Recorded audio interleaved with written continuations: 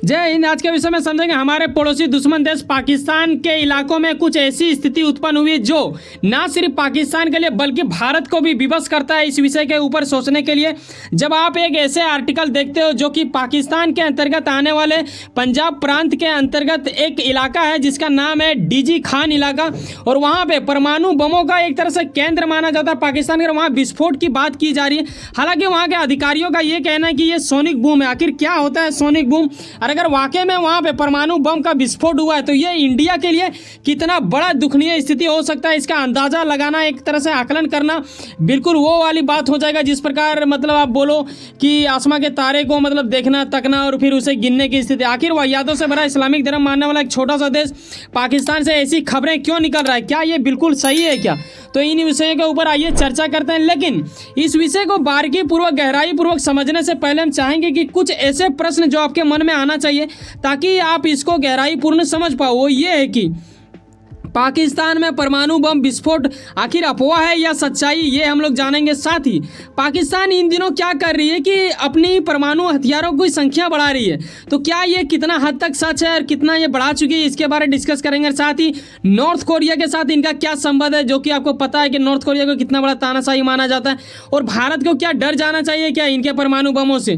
तो आइए step by step समझते हैं कि आखिर ये पांडा जैसा जो फूला हुआ व्यक्ति को आप देख रहे हैं, इनका नाम है किम जोंग उन। आपको पता होना चाहिए नॉर्थ कोरिया के ये दिग्गज नेता माना जाता है, ये वहाँ का एक तरह से राजा माना जाता है। लेकिन आज का सब्जेक्ट है पाकिस्तान का कि आखिर पाकिस्तान में ये हुआ क्या है। देखो, जैसे कि मैंने आपको पीछे बताया कि डीजी को माना जाता है कि यूरेनियम का अगर भंडार है पाकिस्तान में तो वो डीजी खान इलाका में है, और यहीं पर विस्फोट होने की बात की गई है। ये मैप के माध्यम से भी आप देख सकते हो, यही इलाका है जो इन दिनों रूह कपा देने की स्थिति उत्पन्न कर दिया है पाकिस्तानियों के लिए, बल्कि सिर्फ वहाँ के लिए ही नहीं बाकी देशों को भी कहीं ना कहीं एक तरह से डर उत्पन्न करने की स्थिति उत्पन्न किया गया है।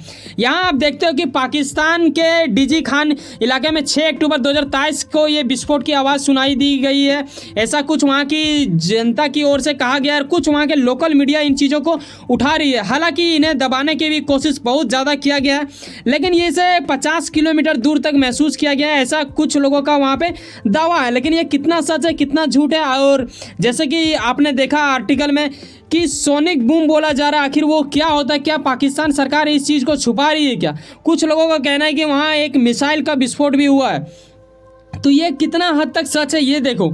सूत्रों का कहना है कि विस्फोट परमाणु ठिकाने के अंदर हुआ है, ठीक है, यानी जहाँ पे वो रखा जा रहा है जैसे कि डीजी खान इलाके में वहीं पे हुआ है, ऐसा कुछ बोला जा रहा है। लेकिन वहीं मीडिया इस बात को खंडन कर रही है।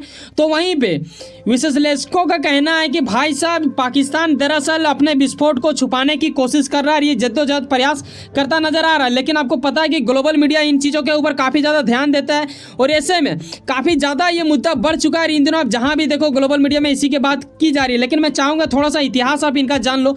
2012 में आज जिस इलाके की बात की जा रही विस्फोट का, वहीं पे कुछ ऐसा धमकी मिला था, ठीक है। यहाँ तहरीक ये तालिबान आप देख रहे हो जो कि आतंकी एक संगठन माना जाता है, इनके ओर से 2012 में ऐसा दिया गया था। ये जिस इलाके की हम बात कर रहे हैं वहाँ दरअसल काफ़ी ज़्यादा आतंकवादियों का एक तरह से बसेरा है इर्द गिर्द में। तो अगर वहाँ वाकई में ऐसा कुछ हो जाता है तो इंडिया को किस हद तक चुकाना पड़ेगा, मतलब एक तरह से झटका, ये समझने वाली बात हो जाएगी। तो आइए डिस्कस करते हैं कि वहाँ की सरकार इस चीज़ का खंडन कर रही है या फिर इसे इग्नोर कर रही है या फिर कुछ इसके बदले कुछ और बोल रहा है। देखो यहाँ एक आर्टिकल जिसे आप देख रहे हो कि डॉन का लिखा हुआ है, ठीक है, हालांकि DON होता है डॉन, लेकिन इसे भी डॉन ही पढ़ा जाता है। ये है पाकिस्तान का एक न्यूज एजेंसी जिसके ओर से ऐसा कुछ लिखा गया है। इनका अधिकारियों का कहना है कि भाई साहब ये देखो ऐसा नहीं है, ये दरअसल सोनिक बूम है। अब आपके मन में सवाल आ गया कि सर आखिर सोनिक बूम क्या होता है? देखो, आप अगर फाइटर जेट को जानते हैं ना तो आपको ये पता होना चाहिए कि उनकी गति कितना होता है, और आवाज़ों से भी ज़्यादा गति से ये सब चलते हैं, और ऐसे विषय में इसे मैक से नापा जाता है, आपको ये पता होना चाहिए। तो एक भी मैक से अगर ऊपर जाता है, यानी हम जो बोल रहे हैं और आप जो सुन रहे हो उसकी गति से अगर एक भी स्टेप आगे बढ़ता है और वैसे में अगर कुछ जाता है तो इसे बोला जाता है सोनिक बूम। एक ऐसा आवाज़ उत्पन्न होता है ना जो आपको लगेगा कि वाकई में कोई चीज़ विस्फोट हुआ, लेकिन वो दरअसल विस्फोट नहीं होता है।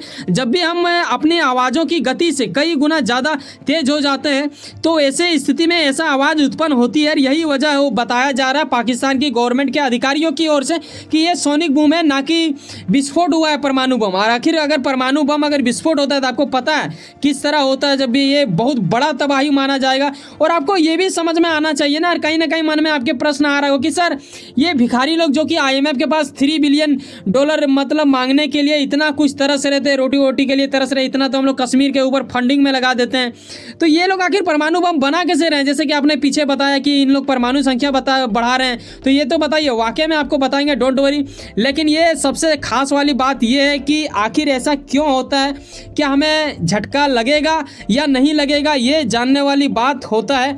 तो आइए थोड़ा इसके बारे में डिस्कस करते हैं, थोड़ा इतिहास खगोल के देखते हैं, क्योंकि बिना इतिहास का आप वर्तमान को बेहतर तरीका से नहीं समझ पाओगे। देखो थोड़ा इनका अगर अब जब हम इतिहास की बात करते हैं तो US की ओर से 1999 में अनुमान लगाया गया था कि करीब 2020 तक 60 से लेकर 80 परमाणु हथियारों की संख्या इनके पास हो चुका था। लेकिन आने वाले दिनों में ये काफ़ी तेजी गति से इन चीज़ों को बढ़ाता नजर आ रहा है और इसके बारे में डिस्कस किया गया। यहाँ आप देखते हो कि अगर बात करें अभी फिलहाल का, तो यहाँ आप ये चीज़ को देखो, इसके बारे में आर्टिकल भी लिखा गया, वो भी चीज़ मैं दिखाऊंगा।